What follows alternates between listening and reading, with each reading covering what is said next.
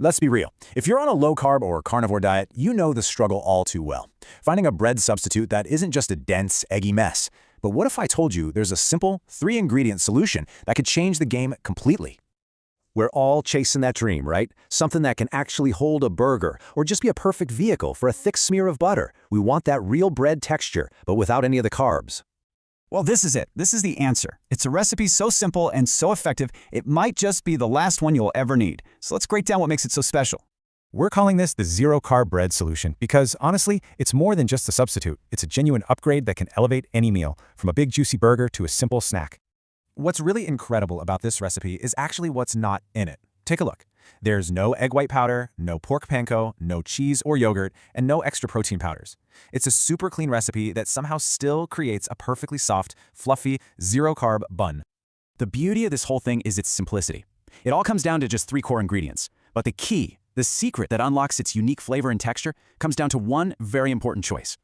And that choice is your milk powder. You've basically got 2 paths here. For a truly zero-carb, sweet and delicate bun, kind of like a Japanese milk bread, you're going to use heavy cream powder.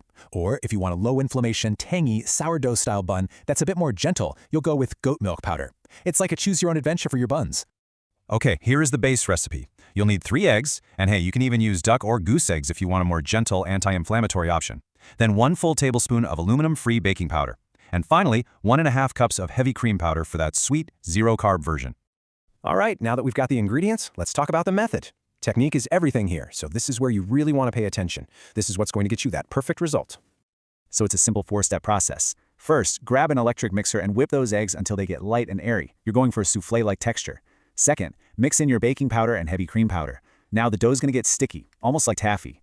So for step 3, and this is a total game-changing tip, wet your hands before you form the dough into buns. It makes it so much easier. Then, just place them on parchment paper in your preheated air fryer.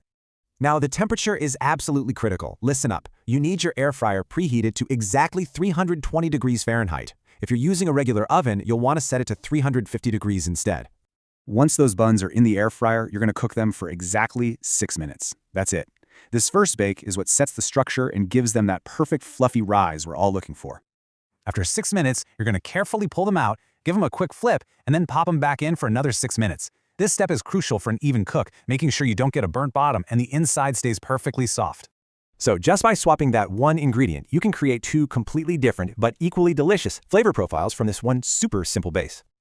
So let's look at the final results. Using the heavy cream powder gets you this delicate, buttery, almost dessert-like bun. Seriously, think Japanese sweet milk bread.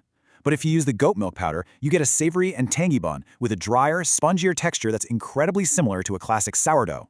And if you do want to make that low-inflammation sourdough-style bun, here's the easy adjustment. Use 1 cup of goat milk powder and then add a ½ cup of collagen powder. That keeps the carbs way down while still giving the buns some nice substance. Everything else, the prep, the cooking, it all stays exactly the same. Okay, before you run off to the kitchen, let's just quickly recap the key details to make sure your first batch is absolutely perfect. These are the little things that make a huge difference. So remember, an electric mixer is definitely your best friend for getting that light texture.